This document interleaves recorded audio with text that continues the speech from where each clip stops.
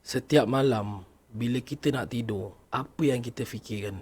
Esoknya, bangun dari tidur, apa pula yang kita fikirkan? Kita fikirkan esok apa kerja nak dibuat di pejabat. Berapa target jualan nak kena kejar. Berapa wang yang nak dilaburkan dalam bisnes baru. Jangan lupa subscribe, like dan share. Hashtag Mokasi Manfaat.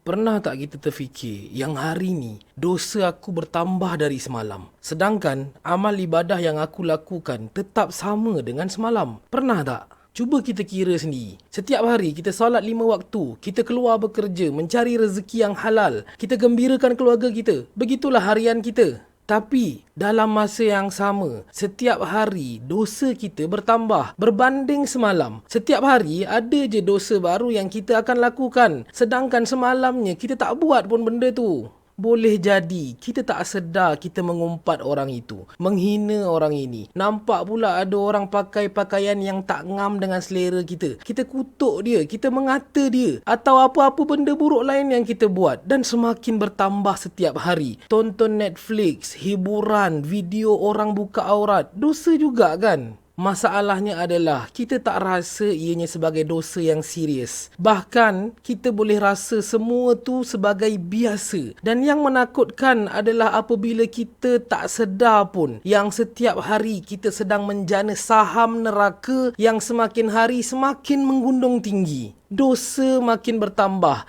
amalan macam tu juga tak tambah, bahkan ada kalanya berkurang pula. Macam manalah kita boleh rasa kita okey untuk berjalan tanpa sebarang pakaian di mahsyar nanti?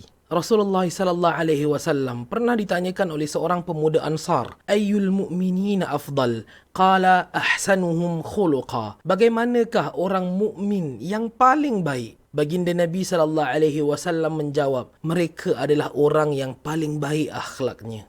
قال فأي المؤمنين أكيس قال أكثرهم للموت ذكرا وأحسنهم لما بعده استعدادا أولئك الأكياس.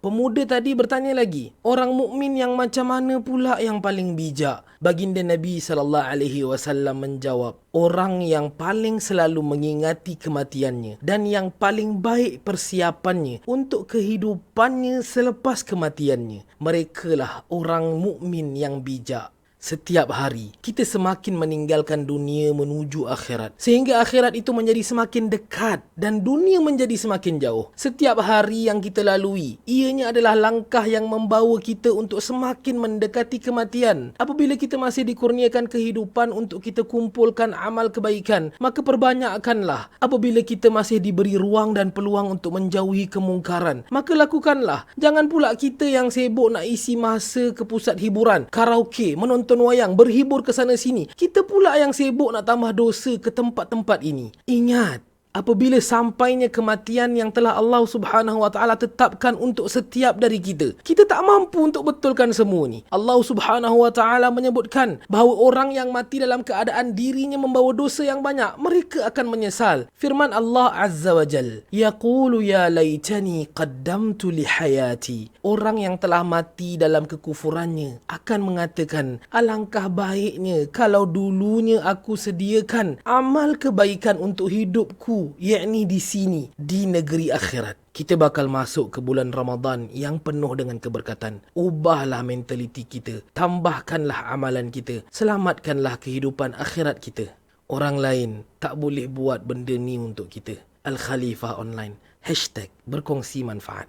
La ilaha illallah Muhammadun Rasulullah alaihi salatullah wa alihi wal ahibba